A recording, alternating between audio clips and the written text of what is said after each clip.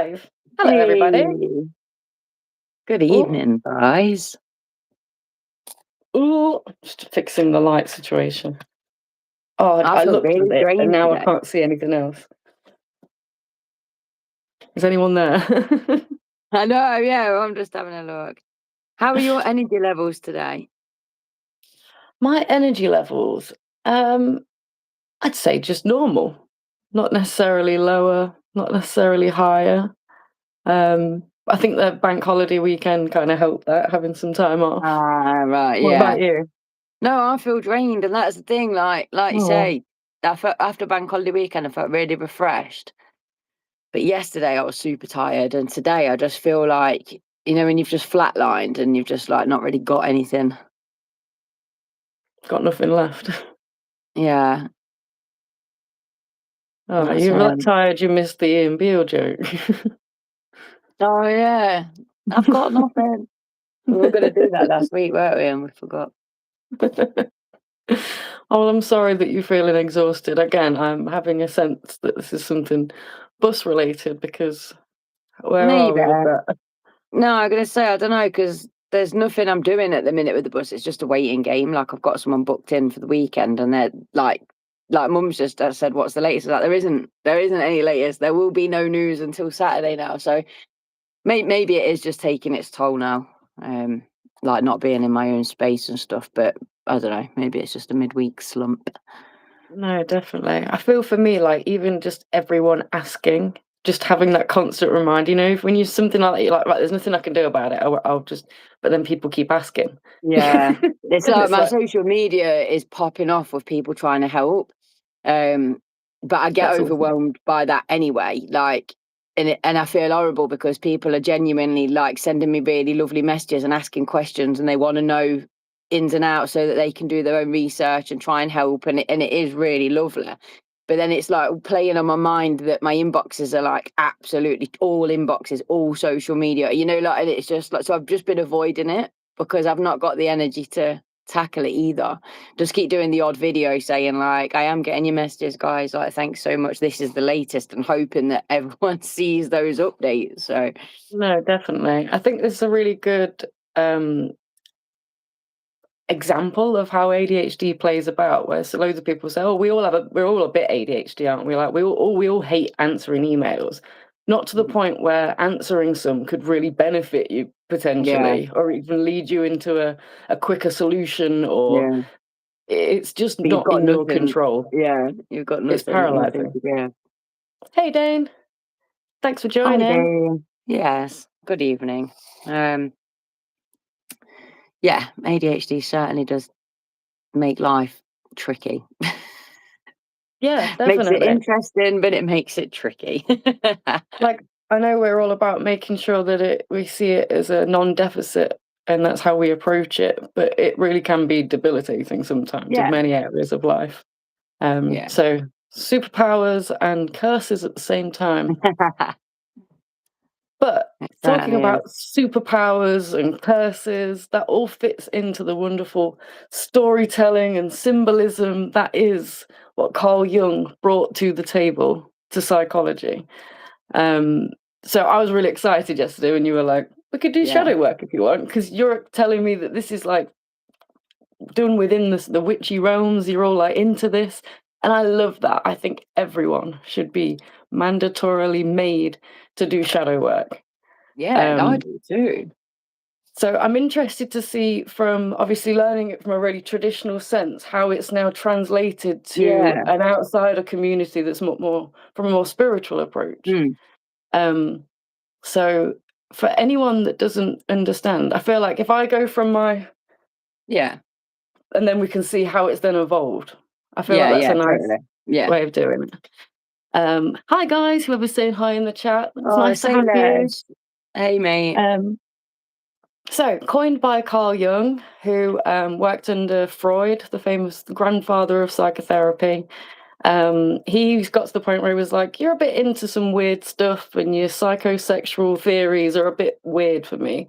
I'm more into like symbols and how they pop up like throughout so many different cultures and so many different meanings that he would call archetypes.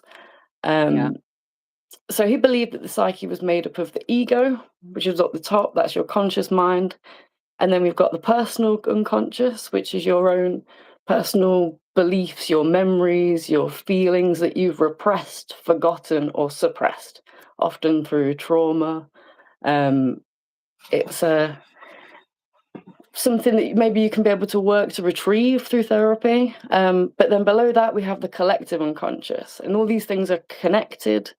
But as well, we all have these generalized beliefs and experiences that we share. For example, something like killing someone across cultures is seen as not okay. Across cultures, we identify with heroes, people that overcome challenges. So these things aren't things we learn growing up. These are just things that we're innately born with unconsciously, and we grow and learn more as we socialize within society. So there was many archetypes, as I just mentioned: the mother, the hero, wise old man. But there was four main archetypes that Carl Jung focused on, and we have the self, the persona, which we know to be the mask. We've covered this loads. This is really popular in current understanding and the way our brains work. And then we have the anima and the animus, which is the other feminine or masculine parts of us that live within the opposite one within our genes, within our biological makeup. So how the masculine plays out within me and the feminine plays out within a man. Again, these are very old theories and did not equate for transgender, etc. So please, again, don't come for me with this. This is all theory that I did not make up. But also, can I just say though, regardless of the trans topic, masculine and feminine energies are fundamental universally. Regardless kind of thing, that is like a fundamental energy force, and masculine and feminine. We lack it in the English language because we don't see objects as masculine and feminine, or processes or adjectives as masculine or feminine. Like, we go to France and you have to learn whether a table is masculine or feminine to whether you say it. And that's exactly the same thing. It doesn't mean the part of me that wants to put on a pair of rugby cleats and go and like beating people up. But it's very much intertwined in all these symbols. Can you say happy birthday, Zaga? It's my sister's birthday. Happy birthday, Zaga. Happy birthday, Zaga. We love a birthday. I hope I pronounced that right. I have no desire to socialize in person. I have a bad social anxiety. I'm really sorry about that. It can make socializing really hard. Yeah, join this. This is socializing. You're more It's a beautiful way to socialize. So where does the shadow come from? The shadow before you get into the shadow topic, can I just say Carl Jung is like at the foundation of everything that's cool, isn't he? Like, we talk about Freud a lot. We don't talk about Jung enough. I can't remember what I was looking up with a student in the week, and then it was like it all came back to his theories again, and I was like, this guy is everywhere.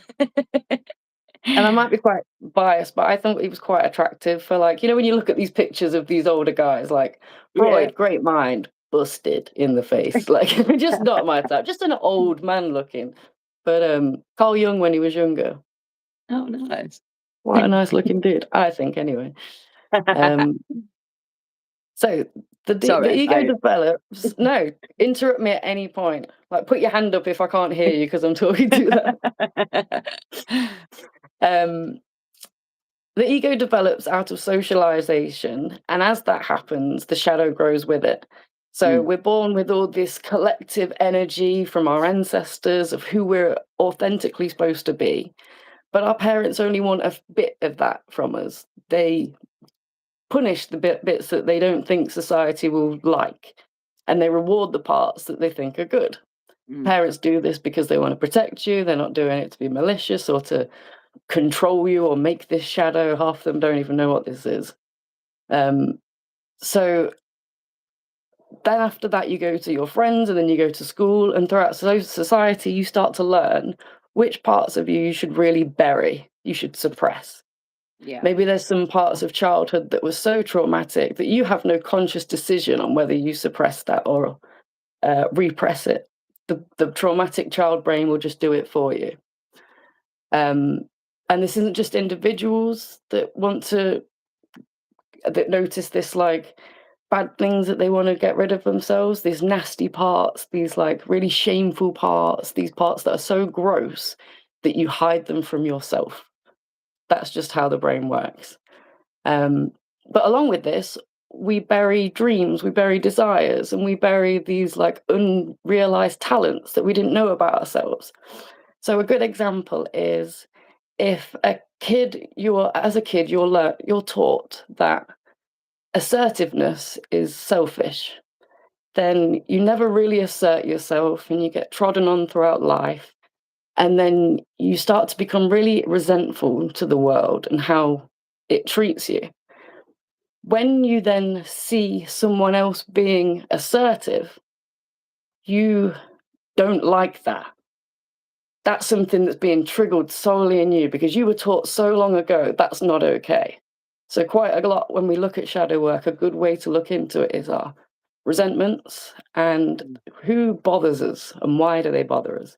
It's not always shadow work. Sometimes people are CUNTs and they just don't mix. But quite often it's a much more underlying response. Your Who triggers are you? are your teachers. That's a saying, isn't it? Most definitely. I've been asked, who are you? Who are we all, really, in this world? No one exists in a vacuum. We are everyone. I sound like Russell Brand, just avoiding a question. Well, I'm Lindzi and this is Steph, and we are a different human design. Human design. And this is a different podcast. And this is a different podcast. So yeah, it's not just people, it's not just individuals that go through this, as we say, collectively. Movements like feminism, the Enlightenment period, climate activists, they're all working to redeem repressed parts of society and reclaim them from our repressed values from the collective shadow. Do you know what I mean? They're trying to reclaim them and be like, no, this is the way now, we're changing it. And it happens. And that doesn't happen without a fight, right? Outside. Yeah. And the same thing happens inside. So as the light grows in us, this ego, so does the dark. And you can think of it like yin and yang. They're very like equal balances that need to play together because trying to diminish it and get rid of it is never going to happen. You need to be able to integrate them. Yeah. So what do we do to integrate the shadow? First, you want to become aware of it. You got to be really honest with yourself. And this is where, when I talk about, I've said many times, training to be a psychotherapist was basically 3 years of learning how horrible I am as a person. And being like, right, okay, now we'll build you back up. And this is the work that I talk about. You have to be extremely honest. And it's said, Carl Jung said, the shadow only becomes pathological when we assume that we do not have it, because that's when it has us. You've got to be really honest and be like, no, it is here. Not be like, no, that's probably not there. You've got to find it because it's there. These parts are in all of us. So whether it's hidden desires or fantasies or our need to dominate or even have the last laugh, all these things exist inside of us, but so at the same time will be this repressed need for, some families punish creativity or curiosity. They think you should be intellectual and you should be authoritarian and be very obedient. So we need to be able to release it. That's basically all the shadow wants. It's all its intention is to be released. And people will do anything, Carl Jung said, no matter how absurd, in order to avoid facing their own soul. They will literally not look at anything. Like, no, they will act like they're doing the work, but that's their ego in front, being this main character, being like, no, I'm doing the work, nah, so that you don't see back there's actually a load of stuff in that closet that I'm not dealing with. And this comes out when you see people that are like, I'm healed and I can teach you how to do this, and then they're caught in the press like having a go at a waiter or whatever, like and it's like, okay, like maybe we shouldn't be buying your course. um, so what do we do instead of facing our ego and our shadow? Who's messaging me? It's podcast time. I don't do that. What we do is we project. I've literally just written that down. We just project to people, and this is extremely dangerous. So, for example, if I was taught as a young kid that my sexual desires were gross and not acceptable, then I'd repress them. And this idea of anything outside of the norm, marital sex for having a baby, outside of that is considered slutty or disgusting, then I'll never do that. Then I come across someone who is quite sexually unrepressed. They're very free. And I could then talk about them as if they're a slut and they're disgusting. And I could come away from that feeling righteous and like I'm better. And this is literally what starts anything from a relationship argument between a married couple or friends to world wars. Yeah. Like this idea that we're just projecting rather than actually listening to each other or listening to our own self. So the idea of finally, what do we do about this shadow? Okay, we've accepted, we've got it. Now what? And then we need to listen to it. And that's actually getting a real understanding of what does it really want? What does it need? What is it not getting right now? And I actually wrote these down in sections so that it becomes a lot more clearer. Am I good at not getting what I'm saying today? I was so prepared and loved the topic.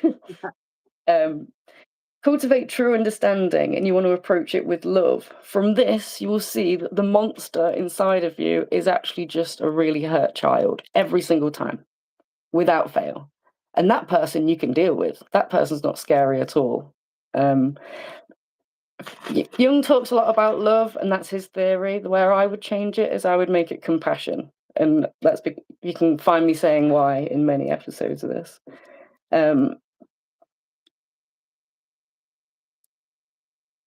Oh yeah, and this idea that what tries to destroy actually just wants to be heard, seen, or loved.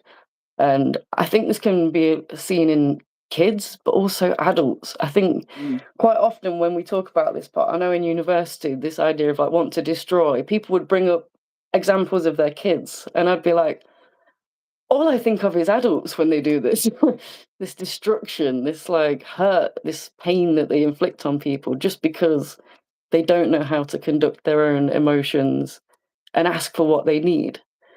The last part. So carry on. No, it's all right. I was just going to say, and isn't that just so common? Like in adulthood, it feels like it's more common to find people projecting everywhere and being so unaware of their own feelings, and they're just causing all this destruction and hurt, and yet never stopping to reflect. When you've got bad faith people that aren't willing to look at their shadow, or even are so willing to look at it that they're like, yeah, it's fine. It's all just bad and I accept it. Yeah. They've learned that they can manipulate the system by doing this. Yeah. And it goes unnoticed. Like I said, projection is really dangerous. So the final part of shadow work is negotiating. And this is learning to balance. And this is where you want to split like whatever the loot is. Like the dark cannot survive without the light, and they both need to have a place. And through doing the first recognition and the listening, the ego won't diminish, but it will start to have its boundaries weakened.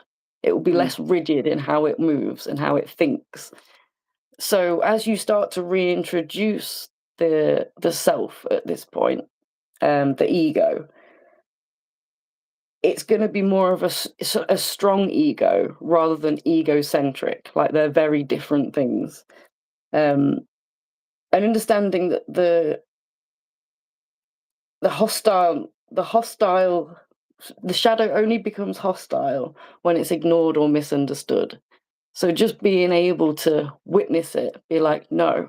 And we treat it like we would another person. Do you need to give in? Because, God's sake, just give in. Do you need to resist it? Or do you just need to show it some love? And identifying with all those things. And I feel like if we approached that with every single case, we would be self-actualized, I would put it to, but Carl Jung, identification, I think he called it, identification. Got that wrong, but that is my understanding of shadow work.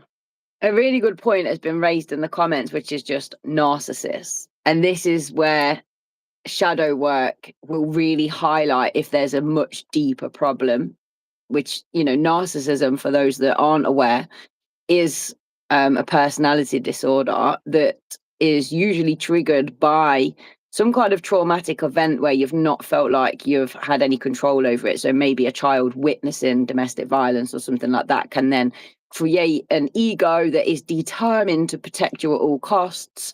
So if there's any hint that somebody's touching upon a vulnerability or a trigger or, the shadow, then the ego takes over. And it's actually trying to protect the person from any future hurt. So, and this is why empaths and narcissists are so, you find them in the same arena, because the empath can see through the narcissist front and can see the vulnerable person underneath the bravado. But the narcissist themselves is suffering from an actual disorder that's not going to allow them to kind of peel back those layers whilst they are in the grips of that. Would you agree? Is that? Yeah, I mean, I know people say narcissists prey on empaths, and that's a good way of putting it. But I think it's more that they are the people that narcissists know that they can get that empathy from. They are empathic. So yeah, and other people might see through it and be like, "No, I've had enough of you." Yeah, they know that these people will be like, no, they'll see the real me that deserves the love, whether I show them a reason to give it or not. And a lot of it, yeah. Sorry, just through experience, I don't think that there's, like when you read about narcissism and and the theory that they are manipulative and this and the other, I don't think that not everybody is like having that thought process of like, I am going to manipulate this person. They are just running a program that has always worked, that if I say this, if I act like this, they'll get the desired outcome. And that is manipulation, but I don't think it's necessarily conscious. It's not that they're laying in bed every night thinking, oh, how can I, get around this next time? It's just that the patterns of behavior have been formed because they've always kept them safe and they've always got the desired outcome. So they just fall back on that pattern. Yeah, it's like this unwavering need to be, I don't know, like they feel like they're always deserving. Yeah. It's a really and we can all relate to that when, I don't know, you've bought a lottery ticket and you don't win. You're like, God, I deserve to win that. Yeah. I've worked hard, God. Yeah. But it's just, imagine living your entire life like that, where you don't see it as me being manipulative. You genuinely are like, no, I'm being hard done by. No, you're not understanding me. You're misunderstanding. And they play it to themselves. That's what I mean. The ego will hide this stuff. The shadow is like full of stuff that the ego is like, we cannot show this to people. This will make people not like us. Whether it's insecurities or nasty things about us, so badly that it will hide it from you. Yeah, I've written that down while you were talking. Our brains trick us, but they are trying to protect us, but they are super, super primitive tools in the sense that they will just do whatever they need to do for survival, the definitely. least painful way as well. Yeah, and the ego is very strong. When you compare the shadow to the ego is a very strong figure. They're very dominant, very leading. And it needs to be that way because we need good people in society. We can't just let everyone be in I've got this desire for, I don't know, liking children. I'm going to go deal with it. Do you know what I mean? Yeah. Rather than the ego stepping in and being like, we recognize we have this problem. We're going to go seek help for it. Yeah. Do you see what I mean? I've done the shadow work. I see it. I can't give into it. That's not happening. I can't resist it, because I need to show it love, and that is by getting it help. Yeah. And that's by, do you see what I mean? And you treat it like a person. Treat this shadow, these different parts of that shadow, as a person. I find it helpful. Your shadow, like, so the way you described it is like, you know, there is no difference between the psychological tool of shadow work and the way it's presented in the witchy arena of like, have you done the shadow work? You know, the concept is exactly the same, the benefits are the same, the approach is the same. I think it took off in the witchy arena because it sounds like it, doesn't it, shadow work. It's just like, it's trendy, it sounds like on point, it's got the right aesthetic. Good branding. But I do think it's important, like, and you did mention this, that it's not necessarily negative things about yourself. It's things that, like you say, your parents. So I was just talking to my mum about it, and I said, for me, being told constantly that I was so talkative, being like teased for it, being nicknamed for it, you know, and then as I got older, actually being like, people falling out with me over it. So it was like, you know, what started off as like just comments has then ended up causing issues. And so you then suppress that element of you, but actually it might not necessarily be a negative part of you. You've just suppressed it because, like you say, you want to make friends, or you want to keep friends, or whatever it is. So actually when you search through your shadow, but then when you reveal the things, like you say, each thing then needs its own little approach, because not everything needs like healing or getting rid of or whatever. Yeah. Sometimes you just need to make peace with it. You need to show love to it. So I think that was really a nice way that you like kind of put that out there like that. No, definitely. I mean, shadow work is long, inducive work. Like, it comes from psychodynamic psychoanalysis, which is like they'll see you multiple times a week for several years. It's very like in depth, deep, like this 6 to 12 sessions bullshit. So they're very like, but they go deep, and the deeper you go, the more you'll uncover, and the better you will come from it. But it's a process, and it is a painful process. Yeah. There's actually a really good quote. Where are we at? I swear I wrote it out. It's like a process of layers, is what I found. We find my favourite verse. Yeah, you find your verse. It's Asaya. It's Asaya. It's very good. Oh God, I'm dying here.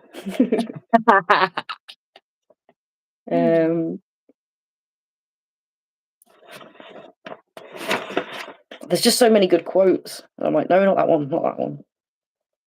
While Steph's looking for that, though, the shadow work is very layered. So, for example, 3 or 4 years ago, when I first really began diving into like my shadow, I discovered there was like this area of me that was ashamed of my feminine qualities. So, for example, like crying, and things like that. So it was like I worked on that, and then once I'd worked through that and you go back to it, you then uncover other things. So it's like, I'll let Steph find her quote, and then we'll talk a little bit about that practical approach when we've have you found it, or I'll keep talking if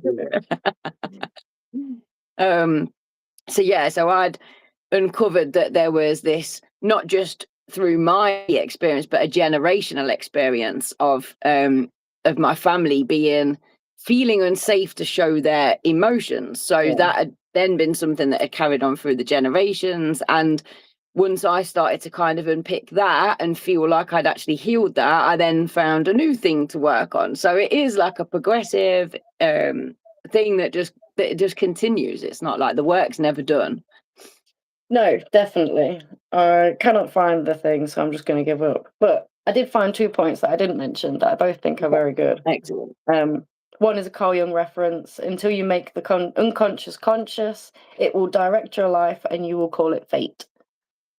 Yeah, Love it. I've heard quotes very similar to that. And it is like, until you address the things, those unconscious things, they're going to keep leading you down the same path, which is why this work is so important. No, definitely.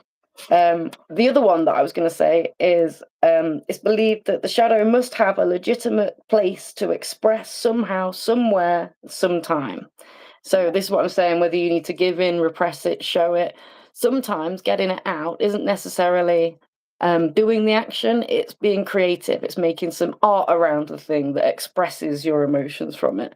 There's a Bob Dylan song where I'm not a Bob Dylan fan, but there's a line that's often used when teaching this where he says, I will stand over, it's directed at politicians, and it says, I will stand over your graves until you die. Basically representing, like, I'll do nothing to you. I'll just wait till you die. Like, there's nothing more that I can do, sort of thing.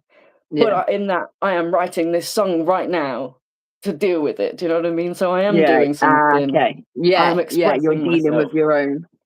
Yeah, definitely. I'm not killing you. I'm writing this song. You're welcome.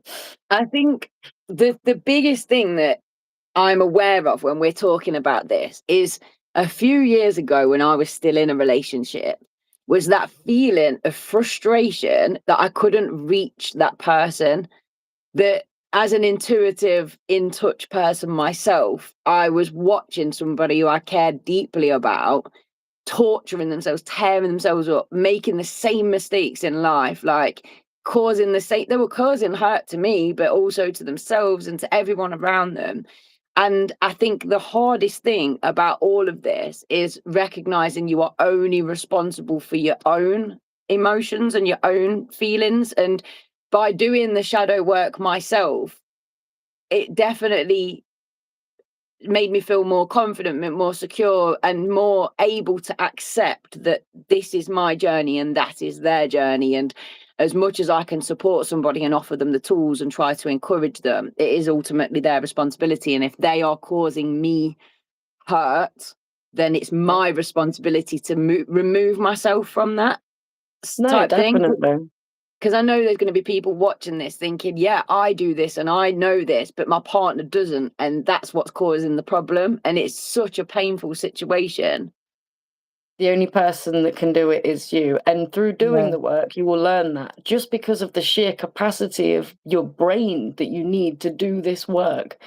It is really like, it's deep, it's intrusive, it can feel very painful, like I've said.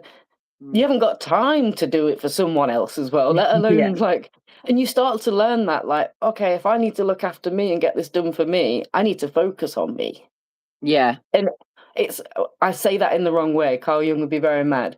Not me. You're not curing me. That is putting the ego at the front, and then you are fixing yourself to societal needs. You are curing the shadow. Yeah. And also, the thing that I ultimately realized through that experience was, and through me starting to do my own shadow work, was that there's a reason I am attracting that type of energy into my life. There's a reason that I'm in that type of relationship. And that actually what I started to discover was, although on the surface level, I'm very confident and feel that I'm worth, I'll put the effort into myself. I feel like I've got a level of self-worth, that actually through doing the shadow work made me realize that I did need to work on those things, else I never would have put up with what I was putting up with in the first place. The first time they'd abused me, I would have gone, I don't think so. Like, who do you think you're talking to? And that would have been the end of the relationship. Like, the relationship never would have progressed further than that first instance. So if you are watching this and relating to what I'm saying, it is painful, but focusing on you will allow you to free yourself of that repeating pattern, that cycle, that type of person, because it's not always like your romantic partner, it's friends, it's family members. As if you're attracting that type of broken person that needs fixing, it won't just be in your romantic life, it will be in your work, it will be in your friendship circle, it's everywhere. So it's like, do the inner work, because you can genuinely think, but I'm all right, I'm all good, but it's all there. It's all in the shadow. Yeah, and it's an investment for the future. Do you know it like? Don't worry, like, oh, I'm not with him anymore, so it's not going to prop up. No, it will. do it. Oh, it will. It'll keep returning until you do the lesson. And if you're not sure where to begin, so I try to, because I'm like follow the lunar cycle. I try to every full moon, every new moon, I'm always doing something, whether it's a protection ritual, whether it's some kind of journaling, intention setting, shadow work. So that means I am looking at my shadow every 3 months or so, there or thereabouts. And I tend to start with trying to think about something that's really annoyed me about somebody or a situation. What was it about that annoyed me? Because for me, where I first ever started with this was selfish people used to really trigger me, people that didn't think about others. But then when I trace that right back, that's because I was taught my worth was based on how helpful I was to others. And not in a horrible way, but I was brought up on eggshells, like watching other people's moods. I was hyper vigilant for their mood. I'm in control of their mood. So then, because I'd seen that as like, it's a horrible thing to be selfish. You should always think of others first. When others thought of themselves first, that triggered me. But it shouldn't have, because obviously I learned by doing the work that actually it is important to put yourself first, and that it's not selfish to put yourself first, and that you can do a bit of both as well. Like sometimes you might put yourself out for your best mate because they're your best mate and you love them, but as long as you feel that you've got a choice and you're not doing that every time, or you're not doing that to the detriment of yourself. So that's just a little example of like how you can start to trace back, like, okay, what can I work on first? And perhaps just pick one thing at a time as well. Yeah, definitely. I mean, as you start to unwind and unravel, more will come up, evidently. And Carl Jung said that you can see throughout literature, Jesus had to die before he self-actualized. Like, so did Buddha. Like, there's so many things where, like, the overall story symbolization is that we could be doing this our whole lives, and we should be. Because this doesn't happen without a conscious moral effort. This isn't something we naturally do, because society stops us. So, so there's that way, isn't there? Thinking about like what's triggered you recently about someone or a situation, and that can help find an area that can be worked on. That you can look at relationships and reoccurring patterns. Is there a reoccurring pattern where you keep choosing someone that's emotionally unavoidant? Why is that? Is it that you actually don't have a template for what healthy love is, or is it that you actually are self-sabotaging yourself because you also believe that things should turn out a certain way? yeah, definitely. It takes a lot of like writing it down might help some people so that they can see it cognitive, especially if you think really quick. In the recognition stage, you've really got to have courage to be able to be like, oh, no, I didn't act right there. Even if in the situation someone acts worse, can you really say it? Like, you still have to take that, you have to be vulnerable, which again, I think for men, cis men, find it a lot more difficult to be like, all right, I did need help then. All right, I was struggling then. That wasn't good. Okay, I am struggling now. Part of cis men probably have pushed their vulnerability into their shadow because they'd have been a young little boy, and they'd have been taught you're a boy, that's not how you behave, so they have got that battle to begin with of even discovering the vulnerability side of things. Definitely, because I've had people come to me in the past and say, Lindzi, I think I might be a narcissist, right? And I've also suspected that they are narcissistic and been really shocked that they've recognized that about themselves. So I've sat down with them and, gone, what makes you think that? And they've gone, well, it's just that I've read a few things and it kind of relates, blah, blah, blah. And they start to talk about which points that they relate. But the minute I gave any feedback or asked any question that might lead into that territory, they were just shutting it down. So again, it's like that thing of your ego will want to pretend it's doing the work. You'll want to show off. Yeah, you'll want to show off to people that you're doing especially like I say in the witchy arena, it's trendy to say that you're doing the shadow work. So, you know, there's an allure there, isn't there, to say like, oh, I did some shadow work tonight, blah blah blah. But is that just the ego, or are you actually stripping it No, back? definitely. There was another therapist, I forgot her name, psychologist, sorry, who said that just because an unconscious message has revealed itself doesn't mean it's a message from God. You should try and work out whether it's the devil or God, like, because that I is like how the ego and the shadow work. If you let that ego overpower it, the shadow's going to diminish again. You need to Yeah. constantly have this, like, it's called negotiating for a reason. You Mm. have to really, like, have this gentle balance and this yin and Yeah. yang. Every time I think about it, I think of the yin yang symbol. Like, they Yeah. need to exist together and they complement each other and contrast each other. The same place that the ego develops, the shadow develops from the same place. Like you said, Yeah. this idea of selfishness and assertiveness being very different. You could have this the shadow could have taken that, or the ego could have taken that, Yeah. Yeah. depending on how you were raised to believe which side that goes on. Exactly, yeah, which quality was praised, you know, and that's it's not, it's remembering that there's no real right or wrong with a lot of these things. Sometimes it's just going to be down to preference and finding your tribe as well, because, you know, just because I've had bad experiences about certain traits in the past doesn't mean that they've continued to be bad. It's just No. about, it's about having enough in yourself to say, if you don't like me, that's fine, rather than trying to change yourself, desperate for that person to accept you. It's okay to you know, not everybody's gonna like you, and that's all right. Yeah, definitely.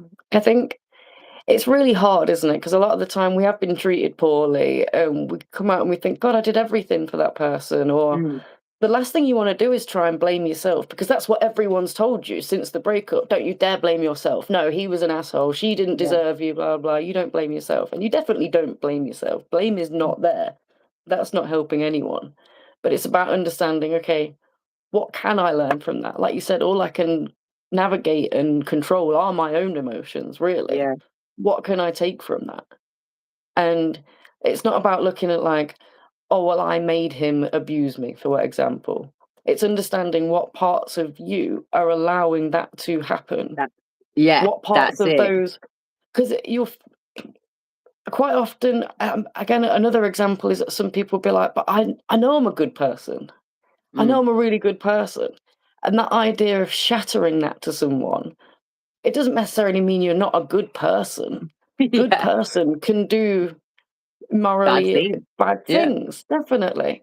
Things that, like, an example for me is I always remember being in a supermarket and the person that was stacking the shelves just had a load of trolleys just all in front of the stuff that I was trying to get. And I'm like dancing round and, like, it felt like the shop assistant was just, like, getting in every way that, Yeah. and in that moment I was like, "Oh my God." And she went, "Sorry, do you want me to move?" And in that moment I just sort of, like, and I was so embarrassed by my own behavior that I just went, "No," and just walked off like she was still the problem. Yeah. Because I Yeah. no way in hell am I letting that ego, like, that the ego standing in and being like, "No, all this stuff shouldn't be in the way. I'm a good person. I come in here, I spend my money in here." And it's like, hold on a second. And it's painful because these things, we all do them. We all have Yeah. hidden desires. We all have sexual fantasies that you can't openly share with the world. And this death of the ideal you, this ideal Yeah. self that you've upheld for so long, can feel like an actual death. Um, so Yeah. yeah, I mean, it's really difficult. so this, you, the thing you've just spoke about is the wound that I'm working on currently as well, which I'm labeling my injustice wound. And it's like this feeling of, why me? I'm a good person, why me? Now, one, but and even just being aware of it is enough sometimes, because you're not, like, suppressing it. So it's being aware of those thoughts, like those initial thoughts. Where are they coming from? Why are they your automatic thoughts? But last night I remembered this Ricky Lake. Do you remember Rick? Go Ricky, I love go Ricky. Ricky. Oh yeah, yeah, I used to love Ricky. Yeah, a Ricky Lake episode, and I was only young, where the guy was saying lots of people say, why me? But remember, the real question should be, why not you? And that, I'm so glad I remembered that last night, because it's true, isn't it? It's like, but why not you? If it has to happen to somebody, why not you? And that actually plays into my empathy better, because actually I would never want something horrible to happen to anybody. So, you know, when I spin it like that and say, well, why not you? It's like, actually, yeah, if someone had to take it, I'd rather it be me actually than someone else have to go through that. So, and obviously I don't want to then create a whole new wound of like, I am the hero that takes on everybody's pain. But it's that, like, bringing awareness to those automatic thoughts. Where do they come from? How can I heal this? How can I improve myself? How can I make sure that these responses don't mold the outcome, you know, that I get a more authentic outcome and stuff like that. No, But yeah, definitely. why not you? You know, what makes you so special that it shouldn't be you? I think it's a great change of perspective. Like, what a great way of, like, that CBT, right? Where you can literally change that perspective, and instantly I feel a change in emotion, in a change Yeah, of feel, physiological change. Like, oh wait, yeah, why me? I don't feel as agitated or like yeah, heartbroken. And then that will then help me change my behavior going forward. And that yeah, is cognitive behavioral therapy. yeah. You change the thought, change the emotion, change the behavior, and keep And doing then it. before you know it, you've changed the whole habit. And you're perfect. You just saying that as well about that pi- uh, moment where something penny drops kind of thing. I had one of those at Community Fest, and it was our friend, not friend, RB on the stage, and he said, "I suffer from impatience. I suffer from the affliction that I know when something should be done, and I know how fast someone else should be working, and I know that I deserve to be served quicker, and this, that, and the other." And the way he was talking about it, I swear I have been able to cope with my impatience since then, because I was like, actually, yeah, what makes me God? Why do I know best of how fast that woman should be working to serve this queue? Or why should I deserve to not have to wait? Do you get what I mean? And it was just the way No, he like definitely. phrased it really helped me realize that impatience is just my belief that I know when something should happen. Well, actually, no, I don't. You know, I'm as No, clueless as the rest of us. So I don't know. That perspective change just really helped me with impatience. no, definitely. It's a, every time I think of Russell Brand, it just annoys me because he is really smart and he's really good at articulating these Yeah, kind of concepts to the working class, to the average yeah, person, and being like, he doesn't dumb down his language, but he still yeah, explains it in a way that you're like, okay, I'm following you. You're creating a yeah, story. yeah. I'm picturing it. And I think he's just being used for right wing grift now, but he has to. There's no one else that will support him. But yeah, there's so many things that Russell Brand has shed upon me in terms of knowledge throughout the years that I've thought, Jesus, that's genius. Yeah, he is a Jesus, smart that's guy. It's just genius. unfortunate. Yeah. Um, but also just changing that perspective is like thinking, what can I gain from this? So, and that is that shadow work. It's like, if you've had a horrible fallout or a situation that's left you feeling really icky and like uncomfortable, what can I learn from this? Is delving into that shadow. It's like, well, why did that happen the way it did? Why did I have those thoughts? Why did I respond Yeah. that way? How can I adapt so that in future I cope with that better, or whatever it is? Because a lot of the Yeah. time it just comes down to miscommunication and misunderstanding. That's what I've found anyway. A lot of people are genuinely, every party involved feels like they've been hard done by because their intention was not the way the other person has interpreted it. No, definitely. And that same battle is happening within us between that ego and Yeah, shadow. Dane says, how do you begin? I mean, I would assume that if you're wanting to start shadow work, that you've got something in mind. If you're looking at shadow work, there's going to be something that brought you to that subject. If you solely just came on this video and was like, that sounds good, I want to have a go at that, start making a list yeah, or journal in the morning. Like we said, the morning pages. Just set a little bit of time, whatever time of day it is, to write stuff out. You might start seeing a theme. you might recognize that there's something or someone that's really bothering you right now. Yeah. And look at that. Look at that situation. What has happened in that situation? How does it make me feel? Where is this coming up for me? Is this a repeated thing that's happening? What am I not what am I protecting for myself from when I tell this story? When you tell this story, are you telling it with a layer of put sugar on it, right? Where you like Yeah. you kind of make yourself look a little bit better. Um, Yeah, because there's always three sides to the story, isn't there? Their side, your side, and then the truth somewhere in the middle. Because quite often we experience everything through our own lens. So even if we try to be as subjective as possible, we're still going to be applying our understanding and our experience, which is programmed. So it's like the best thing you could the best you can hope to achieve is an ego that's open enough to understand it doesn't know everything, and that no, always be like definitely. open to being educated and open to growth and open to that there may be a different way or a better way, or someone else's way just suits them better. It's not that your way's terrible or their way's like worse. It's just that people are different. Yeah, and just using that to understand what yours are, like you say, like there's no point looking at the situation. For example, if you're, I don't know, going through a breakup and you're like, God, I wish they'd just listen to me. Why'd they have to be so dismissive? Instead of looking at like, well, there's nothing for me to change there. I'm not the dismissive one. Look at why does it matter to you so much that they were dismissive? What is that Mm. resentment coming from? Do you feel like you're not being heard in life, that Yeah. you've not got that partner that does listen to you or hold space for you when you need it? Yeah. The start in the areas that you have resentment, work out why is that coming up? Or you maybe look at in other areas of my life, am I not very accessible to other people? Mm. You might find that you're like, within my relationship, he never has time for me. But then you look at how you treat all your friends, and you have never have time for them either. You're spending it all trying to get his attention. Yeah. But you can see where it annoys you so much that they can be so callous. You do the same to your mates. There's Yeah, more that's of the ironic them. thing, isn't it? And it's hard to look at that because often we'll do that and we'll go, well, yeah, my friends will understand, this is my relationship, this is my love. And Mm. it's like, it's looking underneath that. Don't blame. Don't try and reason. Don't try and rationalize why you do it or try and explain it away.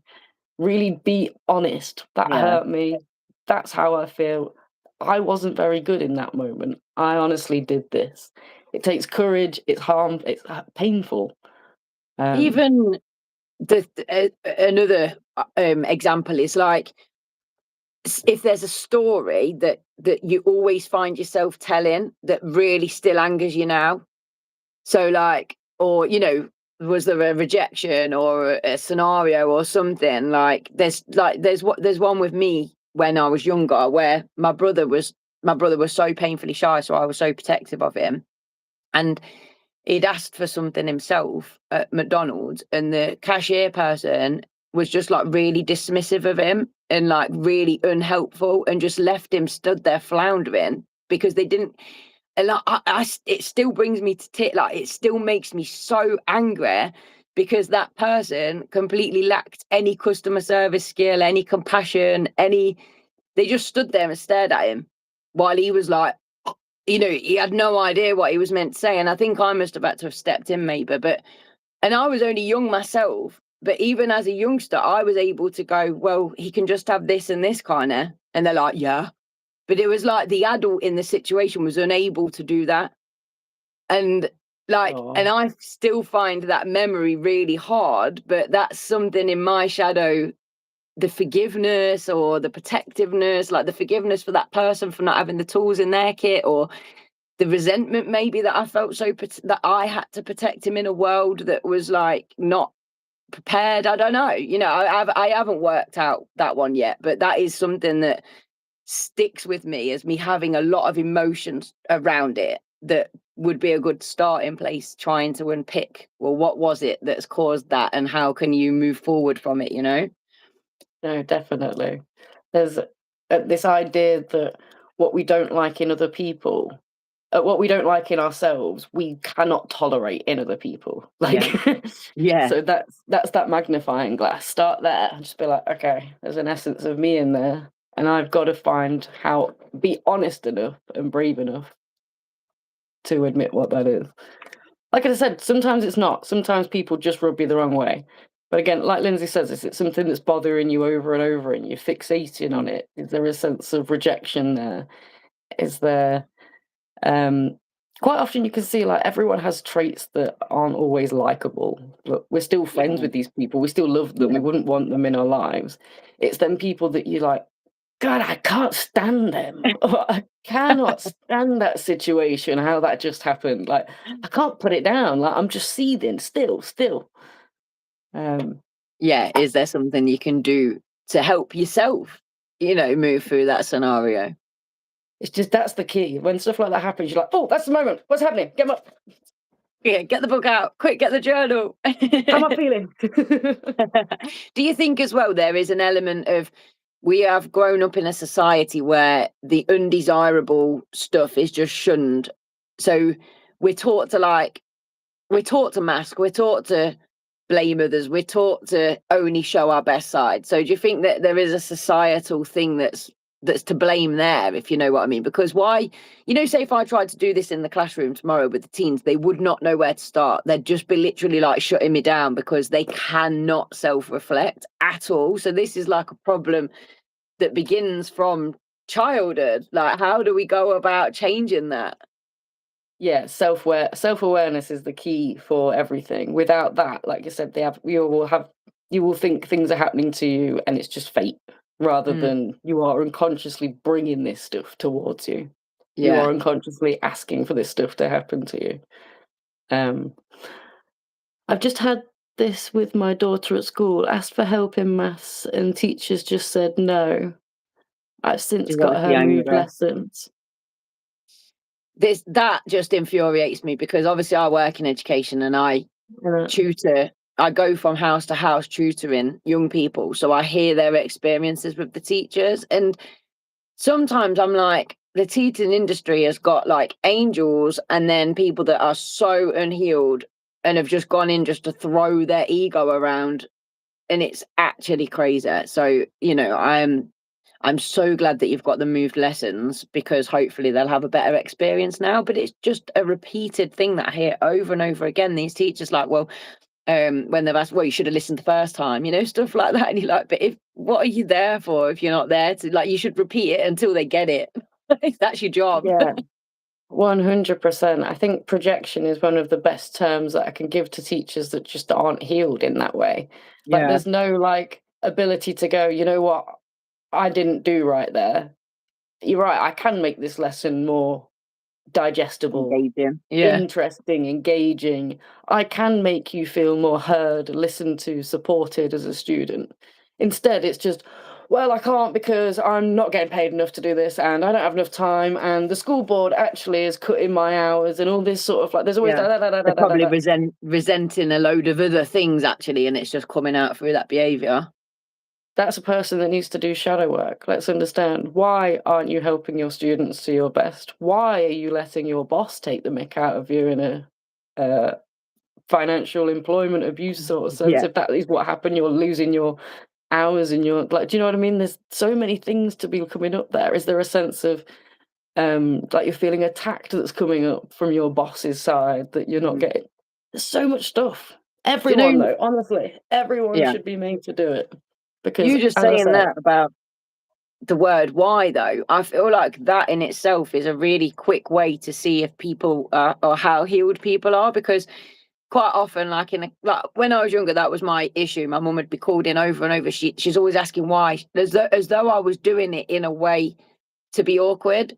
But I'm a neurodivergent person. I needed to understand why, like, and I wasn't trying to be difficult. I genuinely just needed to understand why. And as a teacher now, sometimes I'll say to the kids, right, we've got to learn this today.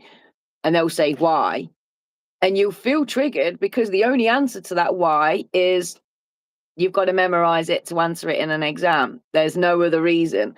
And that itself should be the indicator. If someone asks why and you feel triggered, that's probably because you know that they've got a point, that the answer is something that's going to play into their hands rather than into yours. And again, that's just a really good place to start. Like, start with Yeah, that then. Start with definitely. being Why? honest. Like, Instead of answering the question, why has it triggered you? That's a great thing. If you feel like you can't answer a question and you're just like reacting based on like, well, how dare you? You know, quite yeah. some say, how dare you say that? What do you mean, how dare me? Answer my point. Yeah, that itself is a problem, and it's a problem in school and in classrooms. There's this culture of that you're not allowed to ask why, and I know that because the classroom I'm in, all of my students have been expelled from at least 3 schools. So it's like they've had this experience over and over. And sometimes I'll say, well, I always ask them, how come you've ended up here? What's your backstory? Just to get a gauge on like their character. But quite often they're like, oh, because I asked why in class. And it's like it's still an issue now. Like it was an issue when I was in the classroom, and it's still an issue now. That if we're bringing up young people to not ask why, how are we expecting them then to go on to be adults that aren't taken advantage of? No, Jesus Christ. I mean, what the kid wanted to learn in a classroom. How dare Yeah, they? how dare they? I feel like I hit my head against a brick wall at school. They have no clue of neurodivergence. There's the odd decent teacher, but hardly any. It damages the children, and I've worked in similar settings. Yeah, I mean, I've got 2 weeks left of education, and then I'm leaving again Providing education, right? for providing education, and it'll be the second or third time that I've left, but I'm determined that it's for good this time. So I'm planning on like in 2 weeks' time, we'll just have a literally like cards on the table educate. I'll tell you everything. I'll expose the whole industry. Oh my God. Okay, exclusive. Chung, chung, chung. I'm thinking like, TMZ. TMZ exclusive. Chung, chung. Just because it's horrendous. It is horrendous.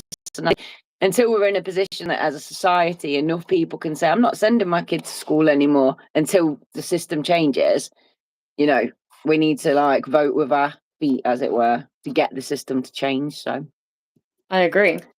And actually, on the point of voting, tomorrow is yes, local elections. So I'm not telling you who to vote for, but please do Green are a vote. fantastic candidate that I have looked longingly into. Ignore all the remarks of anti-Semitism, and he said he was a spokesperson for British Red Cross and he said the wrong word. Like, it's really nothing in comparison to Nigel Farage wants your NHS gone in the hands of private investors so that you pay insurance for healthcare. For example, an ambulance in the US is around £3,000 to £8,000, depending on what state you're in. That's before you've even got treatment. They're just getting you to the hospital. Yeah. Anyway, you can look into all these different policies. I won't go into it, but it seems like a really exciting one and a really important one. No prime minister or anything like that will change in this one, although that might happen just because of Keir Starmer or whatever's happening. But Yeah. it does change who runs your councils, which is your schools, your roads, your local infrastructure, your local services, which is what you benefit mostly from. So make sure that you're voting for someone that is going to listen to you, Yeah. not just shut you down, ignore you, and they're not even in the vicinity of the place that they look after for most of the time. Make sure you're voting for people that really look out for you. Yeah, totally. And if you want that exclusive on why schools are crap and Lindzi gives you the How lowdown, corrupt the that's in 2 system is. weeks' time. What was that, Next sorry? week, as I said, why the system's so corrupt. Exposed. Next week it's Mental Health Awareness Week, and I think the theme is for you, for me, for everyone, for all, or something like that. So I do feel like we should go back to almost like our old kind of template, and we'll do like just mental health. It's an open arena for people to come into the chat and ask any questions and Ask us anything. yeah, and we'll advertise it as that, like a mental health hour of like ask us your questions, bring us your problems, And if anyone wants to email us any problems in the meantime or like get advice, I did notice that somebody had mentioned something about they felt trapped in a job in a comment right back early on in the chat. So, you know, Come if back that next person week. is, I wrote that down. Oh, if you'll be the that, first one we answer. yeah, if that person is still in the chat, then yeah, do come along next week and we'll talk about all of your issues and we'll try and shed some light on your problems. Yeah, definitely. In the meantime, please pray for us and Bus Different, and hope that she's on the road soon. Yeah, so let's we can hope that kick off by this next summer Wednesday, thing. she's the engine's running again. That's what we're hoping for. Let's hope, guys. We've got this. It's got to. Let's manifest it into existence. Yeah. Together. Brilliant. Thank you very much, guys. Have I got any papers? I think I have some papers. I don't know. I've got some paper. What's written on it? It's got sensitive information. I don't do that. Okay. Night, guys. Really enjoyed this episode. Thank you, Dane. Yes. Take care, guys. Take care. Have a lovely week. Bye. Bye.